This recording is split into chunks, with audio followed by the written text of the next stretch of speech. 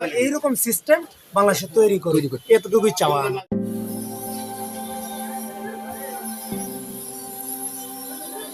আসসালামু আলাইকুম। ওয়ালাইকুম আসসালাম ভাই। জি, অসংখ্য ধন্যবাদ ভাইজান আপনাকে যে আপনি কথা বলার সুযোগ করে দিলেন। তো ভাইজান সর্বপ্রথমে জানতে চাচ্ছি আপনি কেমন আছেন? আলহামদুলিল্লাহ ভাই, ভালো। আপনি ভালো আছেন? জি, আলহামদুলিল্লাহ ভাইজান আমি ভালো আছি এবং আল্লাহ পাক আপনাকেও ভালো রেখেছে আলহামদুলিল্লাহ। তো ভাইজান আপনার নামটা জানতে পারি? আমার নাম মোহাম্মদ সোহান মিয়া। মোহাম্মদ সোহান মিয়া। সুন্দর একটি নাম আপনার ভাইজান। অত্যন্ত চমৎকার একটি নাম আপনার। তবে একটি কথা বলতে আমি বাধ্য হচ্ছি, সেটা হচ্ছে আপনার নাম শুনে এবং আপনাকে সামনাসামনি দেখে যারা বোঝা যাচ্ছে আপনি সাংঘাতিক একটি সাহসী মানুষ।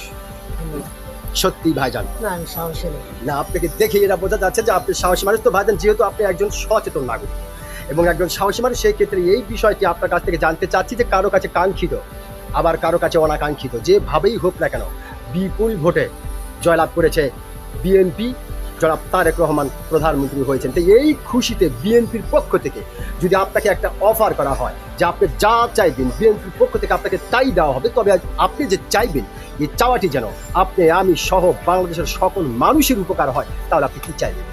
আমি চাই এই নির্বাচন সুষ্ঠু হয়েছে, জি। তারেক রহমান প্রধানমন্ত্রী, আলহামদুলিল্লাহ। জি পুরো বাংলাদেশের মানুষ ভালো থাক, সুস্থ থাক, জি। এই আশা আমার সবার কাছে। এবং সাধারণ মানুষ যাতে নিরাপদে জি। সবসময় বাংলাদেশে বসবাস করতে পারে, এইরকম সিস্টেম বাংলাদেশে তৈরি করি, এতটুকুই চাওয়া আমার। ধন্যবাদ ভাইজান আপনাকে। খুব চমৎকার এবং অত্যন্ত গুরুত্বপূর্ণ একটু পয়েন্টে আপনি কথা বলেছেন। আপনি বলেছেন বাংলাদেশের সমস্ত মানুষ যেন নিরাপদে থাকতে পারে, এইরকম কালচারটা সিস্টেমটা যেন তৈরি করা হয়।